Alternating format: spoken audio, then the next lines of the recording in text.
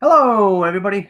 My name is Dan Skip Allen, and this is the 52 must-see movies and why they matter, where myself and my co-host, it's Stephen and Andrew. Sometimes it's Stephen and myself, or myself and Andrew. We haven't done one in quite a while. We'll be getting back to her.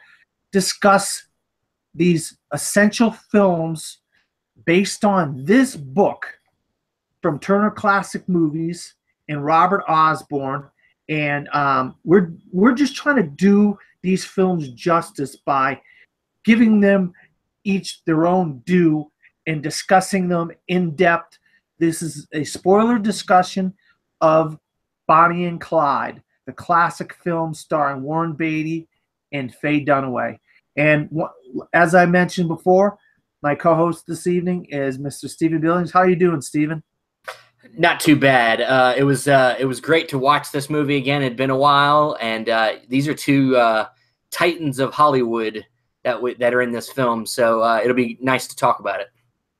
Yes, I mean, and what I liked about this film to start with was they gave kind of like a little blurb about each of the main characters.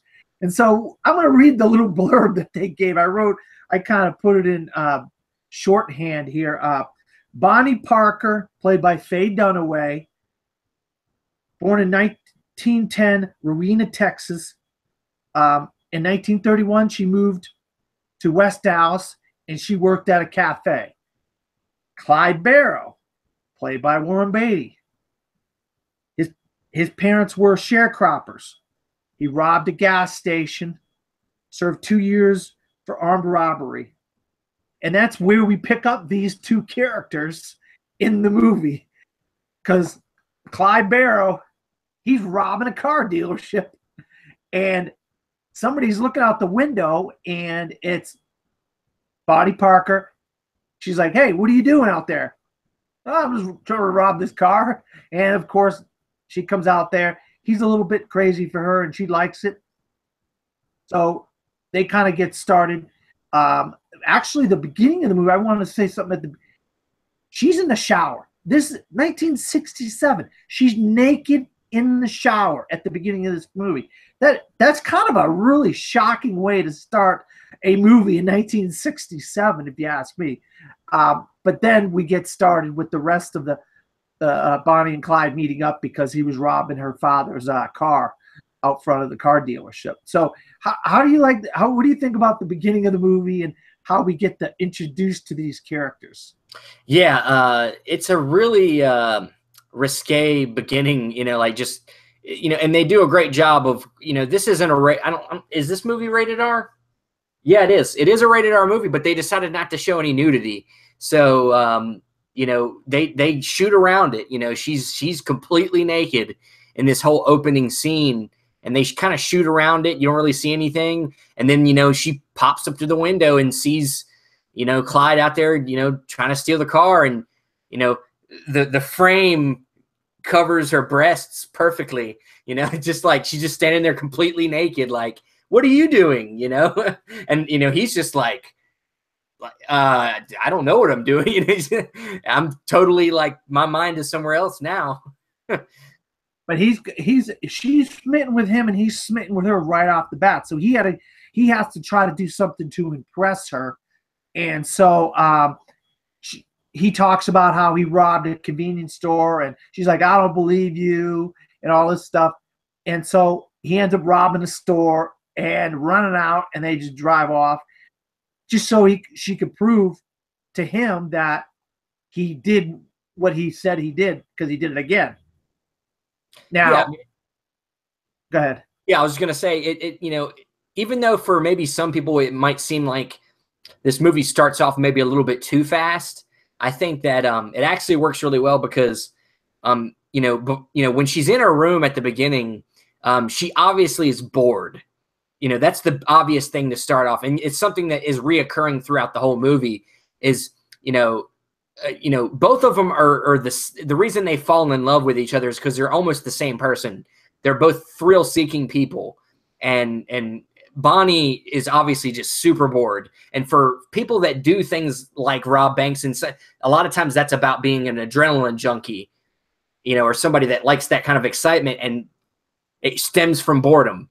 So a lot of times, so it's like they're both almost the same type of person. And I think, you know, yeah, Bonnie needs to push the envelope and see how far she can take it. And she gets him to actually rob a place right in front of him, you know, and the movie's on its way, you know, like it starts, you know, doesn't waste any time. And the thing is, besides Warren Beatty and Faye Dunaway, we actually have an interesting kind of cast of characters in this film. I want to, because we're going to be introduced to these new characters very, very shortly at the beginning of the film. So I'm going to get into these guys. Buck Barrow, played by Gene Hackman. CW, played by Michael Pollard. You may have seen him in like an episode of Star Trek, or he was around a lot in little bit roles back. He was in Scrooged. He was in Scrooged. Scrooged, okay. That homeless guy. All right. Blanche, played by Estelle Parsons. Now, she wins an Oscar for best supporting actress for this role, which I'll talk about that. And Eugene Grizzard, played by Gene Wilder, which is like, and then we have one of the best cameos ever. It was a great cameo. It was a great cameo. But with that, the next step in after robbing the convenience store was, well, what are you going to do next? Well, let's rob a bank. And of course, they have to up the ante. And wouldn't you know it, they end up robbing a bank that has no money. They have no money in the bank. Yeah, it was a pretty funny scene because it's like, you know, this was you know, we'll get more into the characters themselves because it gets more and more complicated the longer they're together. But you know, this is Clyde trying to like show his manliness. You know, he's trying to show off. So he goes in, they're going to rob this bank, and this bank has no money. And as soon as, you know, his answer to it is, hey, you better go tell my girl that you have no money. And when he tells her, she just laughs because she thinks it's hilarious that the first place they go to has no money. That was like the weirdest thing. And of course, the next time they try to rob somebody, there's some people trying to stop them, and they have to run for their lives because they almost didn't get away. Yeah, it's a score. Yeah, and you know, the score in this movie, you know, every time they get into a big high-speed chase, it's that old country banjo going on. You know, they're like on the run. You're like, yeah. You know, love that music. Yeah, you're right about the music. It kicks in at the right time in certain times in the movie. It is kind of funny how the music kicks in right at the right time.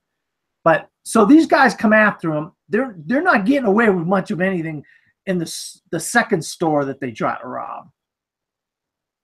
Because they I don't know, they weren't ready for him, but they were ready because everybody and their brother was there, and they barely got away because all them cars started chasing them down the road, and they had to take a detour and get, you know, and then switch cars and all this kind of stuff. Yeah, I mean, their first couple times out, you know, they're not getting a lot out of it, and they're starting to think they need to rethink their plans. But one key thing, and this is where I was kind of getting into about the character, you know, the relationship between the two is, you know, obviously for Bonnie, she's looking at this also romantically. She thinks he's a very handsome man, of course, and he is, you know, it's Warren Beatty, he's a handsome man, you know, and wants to get close to him. And when she tries to, he kind of, it's like, look, I'm not a lover boy. I'm not like that. I'm not, you know. And so you're like thinking like, what's going on here? Like, is he gay? Is he like, what's going on? Now, I've read into the notes of this, and apparently I think in the original novel, he is bisexual. But in the movie context, they're saying he's impotent, you know, that he has a hard time getting an erection. So he's like kind of like insecure about that. And that's why he's not trying to get with anybody, you know? Yeah, there's a scene where they're sleeping in bed together, and he basically says, I can't do it. He's really embarrassed by it because he told, like you said, he told her ahead of time, hey, I'm not a ladies' man, you know? Yeah, like right near the beginning when they're first leaving town, you know, she tries to get all over him in a car, And then he basically pushes her out of the car. He's like, look, I'm not a lover boy is what he likes to say. I'm not like that, but really he's insecure. He's covering up his own, it's something he can't really do anything about if he has a physical issue. He just, it's made him insecure. So he just kind of like stays away from it, Yeah, no, you're right. And then this is kind of where we get introduced to all our new characters, specifically the Blanche and Buck characters, because they realize that they need help with these robberies. And also we run into CW first. Yeah, CW first. CW, he just happens to be a guy, and they just ran into him. He said, "Hey, would you like at a gas station?" Yeah, he was working at a gas station. He said, "Hey, would you like to come? You think you can be a wheelman? Would you like to come with us? We're gonna be robbing banks." And he was like, "Oh, sure. What the hell? I'll get that." Yeah, he's my favorite character, I think, of the team, honestly. Like, CW to me was like the coolest dude, because he was the guy that was like, at that time, he was like the computer guy that we see in all these heist movies now. He was the smart guy that like stayed with the car, and he like knew how to do everything. And he was actually the guy that, got stuff done, because he fixes their car for them, and like he knew how to do that. And he was like, look, they were like, look, would you want to help us rob banks? And then they're like, I don't know if you have the balls, basically. And then he just like robs the store he's like working at, and then they leave. That's funny. Yeah, he goes in there, grabs the money out of catchers. Like, okay, guess you're on the team now. But the team is complete with the 5 people, and this is when they start really making a name for themselves, going from place to place. But the weirdest thing about it is they're just hanging out in the middle of the woods, and there's a friggin' sheriff taking a leak in the friggin' woods, and they friggin' grab the guy and take a picture with him. Embarrassing in this guy. What do you think about, of all the luck, I don't know if it's good luck or bad luck, but they run into the sheriff. We'll get into that, who this guy is later. At the moment, we don't know who this guy is. He's just a guy in the woods taking a leak. Yeah, there's an obvious sense, and it's something we talk about with a lot of criminals like this in throughout history. Like, it's like they almost want to be caught, so they're very careless throughout this movie until they can't be, until they're really on the run, and they can't be careless anymore, and it gets them in trouble. Yeah, it makes for good fun, but eventually it catches up with them that they're a little bit too careless, and they try to have fun with everybody, getting to, in a little bit when we start talking about the Gene Wilder scene, stuff like that. They just pick up random people and bring them with them, and then drop them off places, and then, messing with people on their way through towns, Yeah, we go all over the country. We go Chicago, we go Iowa, we go everywhere in this movie with these guys robbing banks. But like you said, they pick up Gene Wilder and his girlfriend. That's a funny moment. And they have to keep switching cars. One time the car gets shot at, and it gets the oil's coming out of the car, so they had to get a new car. Then they go to a diner, and the people are in the diner, and they're out front of the diner. The guy's like, the girlfriend's like, "Hey, isn't that your car?" And he's like, "Yeah, that's my car." And he's crawling out the window, chasing him, trying to get his car back. They had that car for quite a while. But just talk about the adventure, the just everything that goes into it's just like a whirlwind thing that's going on here with these guys. Oh yeah, there's a lot of moments, but one moment we kind of skipped past, it was near the beginning, that I remember, that I thought was a really good scene, was near the beginning when they were robbing places. They stop at this like abandoned house, and they're like practicing shooting. And then some dude shows up, and they get scared. And apparently it's the guy that used to own the house, and they're getting one last look. And in this scene, you get this kind of sense of their what they're about, which is that they're almost like Robin Hood. Like they're stealing from the banks, who are the bad people that are taking people's homes from them. and they're taking from the banks, the rich people, and giving back, more giving to themselves, but you know what I mean? Like they taking from the bad people, and they won't take from the regular people, because there's even a scene where they're robbing a bank, and he asks, "Hey, is that money yours, sir?" And he's like, "Yes," and he's like, "You keep that. We're just taking from the bank," And so, in a sense, this is like a modern of that time Robin Hood of sorts. It really is. It's really taking from the rich and giving it to themselves, which they're poor, but not also taking from the poor.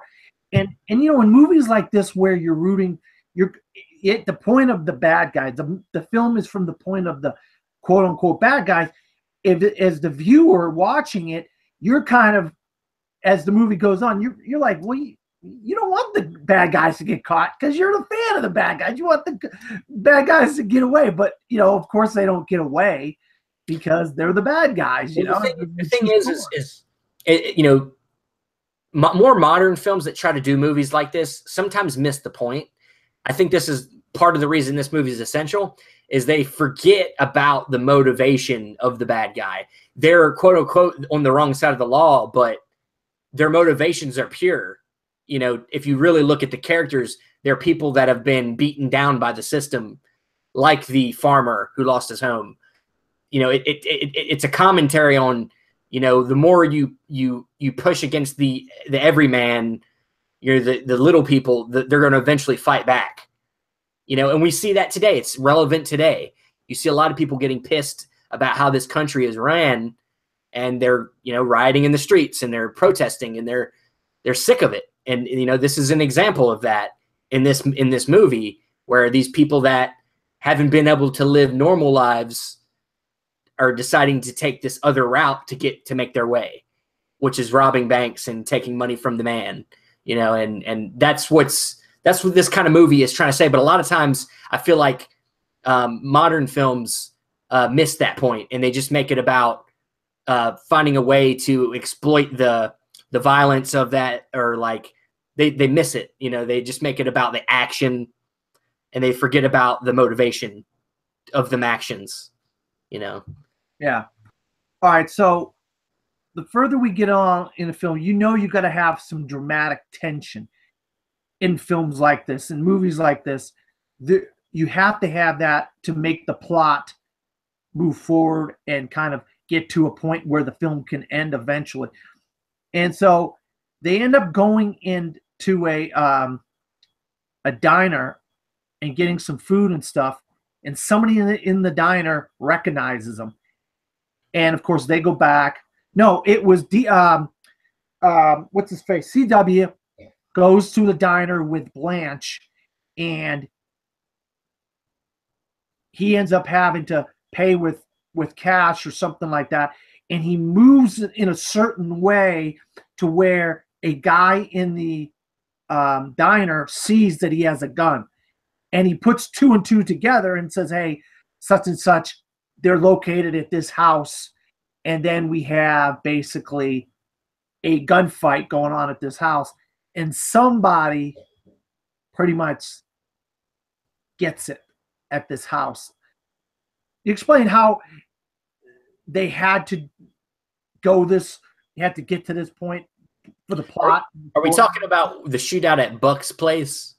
Yeah. Did they go to Buck's place? Okay. Yeah. Yeah. When they first meet up with Buck and they go back to his house, and, Buck had just gotten married, basically. And now, shit starts going down.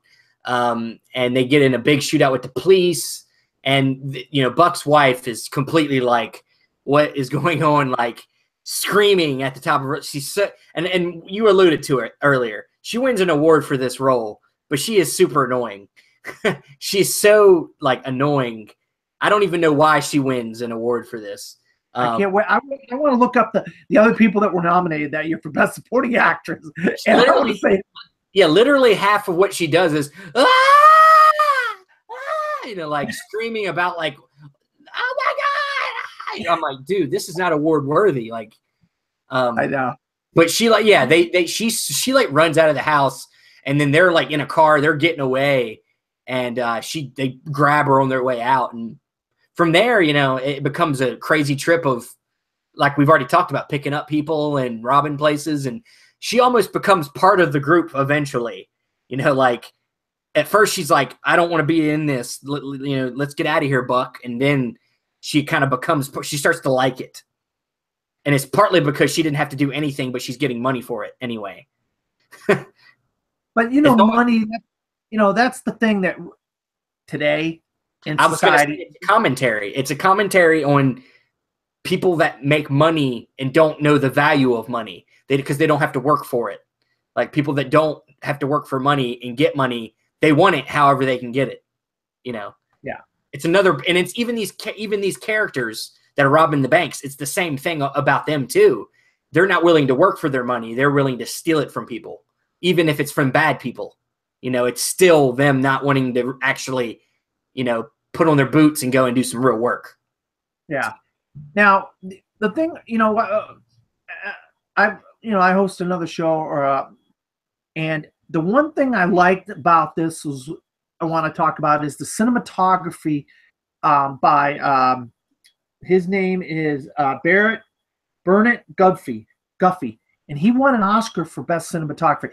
What I like, this movie looked real. It looked dirty. It looked like it was in these places, and these places existed in the time that they were filming this movie. And in movies today, they sometimes gloss over the fact that cars aren't, you know, kicking up dust.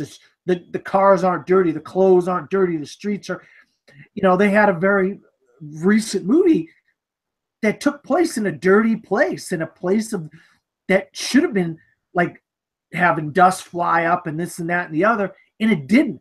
But this movie had like an old West feel to it. The way the cars are kicking up dust, and the way the clothes look like they were worn and whatnot. Talk about the cinematography and how realistic the movie looked. Yeah, I mean, they do a great job of that. I mean, you got to think this is like Great Depression era, you know, and you know, we're in the Midwest, and it's, you know, a lot of just agriculture. There's not a lot in the sense of industry in these areas. You know, all these towns are very small towns that are just, you know, very small businesses trying to get by. And yeah, they do a great job. And, you know, most of the hideouts are on back roads, you know, hiding out in the woods, and they do a good job of making it feel like, you know, even though they're in these wide open spaces, that they are isolated because they have nowhere else to go. It's almost a weird thing. You're in all this area around, you can see everything around you, but because you can see everything, you feel like you're like closed in because they're on the run, you know, and they can't hide anywhere. There's no buildings to go into. There's no, you know, it's a different thing that you don't see in a lot of movies. Yeah, a lot of driving down dirty, dusty roads, like you said, living in ramshackle houses or camping in the woods. And so it looks like these guys are really trying to survive, you know, with the film. And I think Arthur Penn, the director, really captures kind of like you said, the wide open spaces that, because we go from place to place. But I mean, these guys travel miles in this movie, but you wouldn't know it by the way he films the film, because it's this scene, then it's the next scene, and it moves by so effortlessly until they actually talk about places that they went or places that people thought they went. You don't really get the scope of where all Bonnie and Clyde traveled throughout the country. Yeah, I think it's something I've been thinking about a lot lately, actually, too. And, you know, I think if this movie was made today, this movie would have been 2.5 hours long, because, you know, you got to think about this. You got to think, you know, they shot on film. You're shooting on film that, you know, today it would be shot probably digitally, unless it was Paul Thomas Anderson or it was somebody like that advocates for film. But, you know, back then, you know, to watch what you shot, you have to watch dailies, and that means literally putting the film through and taking all that time to actually do it. So back then, when movies were made, you did a lot more long takes, and you didn't do as many different type of angles and shots because that would take a lot longer. So I feel like this movie benefits from the time it was made in, because they didn't try to over-explain stuff. They didn't try to overdo it and show you things you really didn't need to see, which I think if it was made today, you would have gotten a lot more of cityscapes and things, and like knowing a little bit more about the environment they're in, when we should be just focusing on the characters and not about scope and about making this look as pretty as possible in every shape and form, and getting a lot of unnecessary scenes, and probably more violence. There is violence in this movie, no doubt. It's a rated R movie, but I think you would get a lot more of a crazier version if this movie was made today. And I think that, like what you're saying, they don't overdo it. You know, when there's traveling, they don't make it a deal to like let you know where they're exactly at. You just know they're in the Midwest somewhere. You know they're there. By the way things look, they're in the middle of the country somewhere, or they're in a city. You just got to use your imagination. A lot of times that's what they used to do back in the day, is make you have to use your imagination. Yeah, and they didn't have a lot of dialogue explaining it, but once the little dialogue we got, we knew that they had went to quite a few different places. Now, the other thing you mentioned was the violence. I'll tell you what, for the time, I love these gunfights. I mean, these are some really cool action sequences and gunfights that Arthur Penn had to film, and they were really enjoyable for me to watch. No, I agree. I think, you know, they, you know, when it wanted to get extremely violent, it did, but they kind of save it for the ending. I think that the ending is what really gets you. You're like, holy crap, like this gets crazy at the, you know, but yes, the final, kind of the final moments where we, you know, finally the cops kind of get the best of them, and kind of close them in this one area in the woods, is where it gets really bad. So yeah, I don't know if you want to go ahead and get into that or not, but CW, they end up going to CW's house, and his father's there, and his father is acting one way to Bonnie and Clyde and everybody, and he's going behind their back, telling the police who's at his house and how they can trap him, and this and that and the other. And of course, we know the famous scene, and this is you know, this is a documented thing, how you know, Bonnie and Clyde were turned over by CW's father, and they were trapped on this road, and the police were hidden in the woods, and they were just stuck there. They had, you know, and it's you know, I don't like the way that they got killed, and they got the story got finished, but it's based on reality, and this really happened. So you can't deny the facts of what happened in the story. I wished things would have gone down a little different. Well, sure. I mean, like you said earlier, we grew to like these characters, so we didn't want it to happen the way it was. But and yeah, this was in a time where it was almost still like the Wild West. You could get away with just hunting down people and killing them. Nowadays, you can't just go around even as law enforcement and go and shoot people unless they are actively shooting back at you. You can't just plan a trap, stage a trap, and then just gun down people. It's not how it is anymore. No. So yeah, I mean, it's almost like you're like, really, like that's how they went down after all of this. But it's reality, like you said. It's what happened. And the way it's filmed and everything is super, like they didn't hold back. Like they show, you know, all you see is bushes, and you see just gun flares, them shooting within the bush, and just, yeah, I mean, it's a really intense moment. You had a car coming down the road.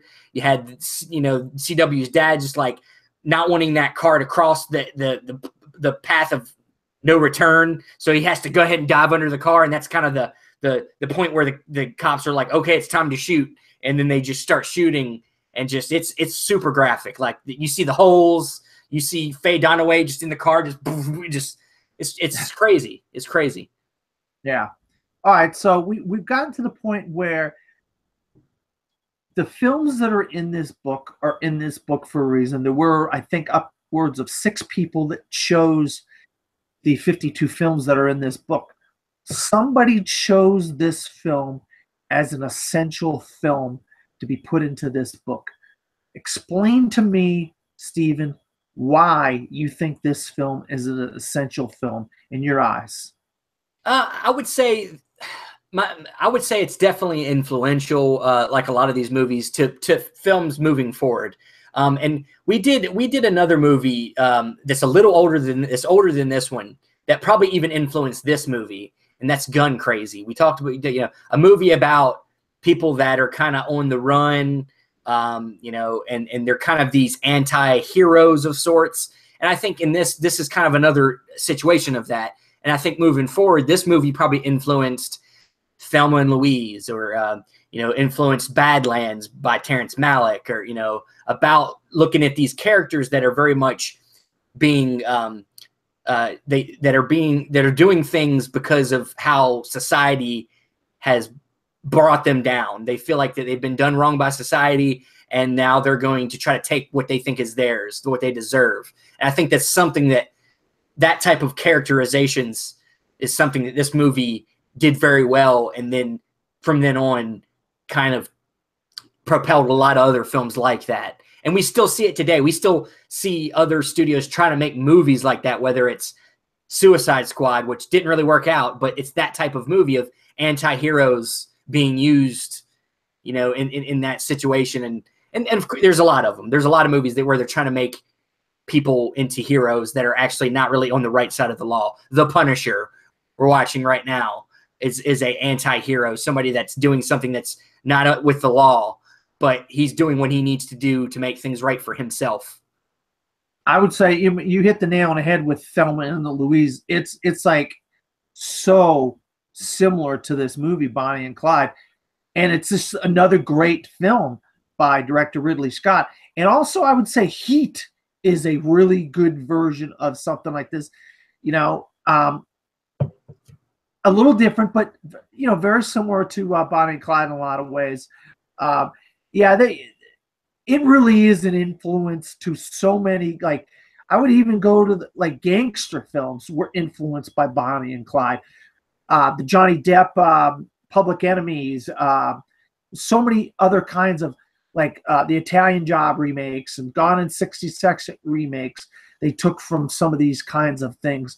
And, obviously they're remakes, but they also have a similar kind of vibe and a through line like a Bonnie and Clyde has. Quite a few films have that similar peaks and valleys that Bonnie and Clyde has. And so that's why I think it was picked to be put into this book, because it is, like a lot of the films in the book, they are very much influential films in one way or another, whether it be the cinematography or the direction or the action or the plot or whatever. And you hit the nail on the head. This is a very influential film in a lot of different ways when it comes to Robin Hood type storylines. It really is a Robin Hood type storyline, like you said. But that's our discussion on Bonnie and Clyde. I want to say thank you to Stephen for doing this episode again. And where can you be found, Stephen? Well, you can find me on Facebook, Instagram, Stardust, Twitter, all them places, at MovieMan16 or at Stephen Billings. And I do stuff on YouTube sometimes. I do this show, and every once in a while we'll do the top 5 weekly, and and I got probably other stuff in the future coming up. So, well, great. I look forward to seeing whatever Stephen's got coming up. I always try to catch what he's doing. And I know he's been working on a special project. I can't wait to see how that unfolded. His special project. I have a feeling it's going to be good. It's going to be. We're crazy. I mean, we're making some skits, and we're ridiculous. So it'll be fun. You'll have fun with it, but it's not high art. So yeah. Well, neither is The Room. So I'll put you in the same category as The Room. Thank you. And you can find me at Dan Skip Allen on Facebook, Twitter, Instagram, and Pinterest. In a couple more weeks, give it a couple weeks, we're going to be doing another Top 5 weekly, and we're going to be plugging away with these 52 must-see movies and why they matter. Andrew and Steven have been doing a great job, and I got a bunch of big ones coming up. So you stay tuned. We got some biggies. We got some whoppers coming up over the next month or two. So if you really want to hear us talk about some legendary films, keep up to date with the 52 must-see movies and why they matter. So, and also I have a podcast, back doing a podcast with my co-host Vinny Laspada on Sundays, every other Sunday of the month. We did one last Sunday because it was before the holiday, and we weren't going to do one the week of the holiday. So we did kind of a Thanksgiving thing. Next week, we'll be doing another episode. We'll post a phone number on the Best Damn Movie Show page if you want to call in. We got a question. If you watch this episode, I've asked the question multiple times. Posted it on the Best Damn Movie Show page. So if you want to win a Blu-ray of Atomic Blonde, go on there and answer the question. Put the answer in the comments. So for Steven and myself, good night.